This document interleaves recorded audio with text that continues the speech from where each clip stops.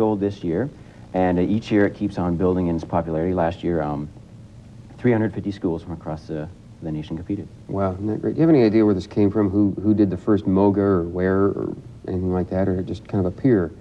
No, I think it only came to London about 4 years ago, actually. Yeah. Okay, so Stuart, what's going on this year? What are you guys going to do for MOGA?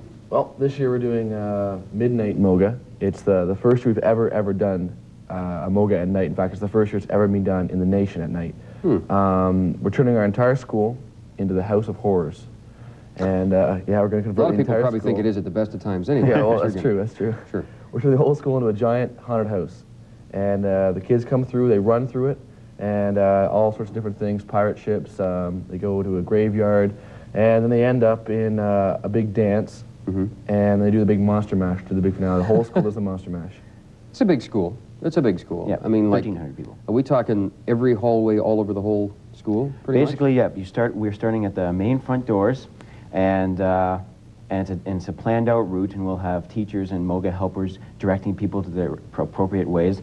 You may start up upstairs, end up downstairs, you go out onto the patio, you end up in the tech hall, then finally you end up in the gym. It'd take about even a good 7 minutes even to jog through it. Isn't that something? And each hall has something different, like Stuart said, everything ranging from a pirate ship in a graveyard to the moon. It's a really weird house, I'll admit that. The student body built this whole thing, I suppose, right? The student council is looking after the whole thing. So we're talking probably a lot of lights and paper and wood and all that stuff. Where's that come from? Who's paying for all that stuff?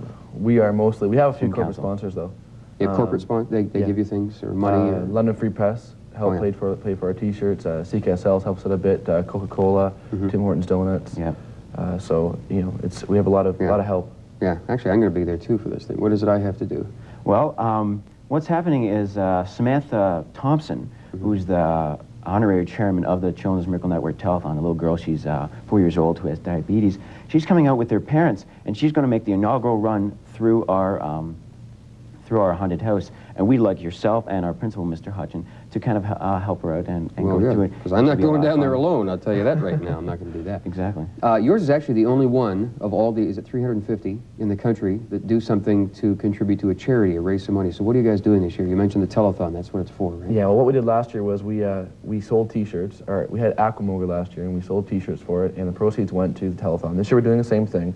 We have t-shirts made up. Just happen to have one there, Just happen to have one. Okay, can I take a look at that, and I'm going to show them the back, actually, okay? That's what I'm going to do. I'm going to hold the back up. It's pretty, well, I was going to say it's kind of scary looking, but it's black and orange. It's Halloween colors. What's the symbol there? That's a Laurier symbol, the ram? It's the ram with the midnight, the moon there in MOGA 89.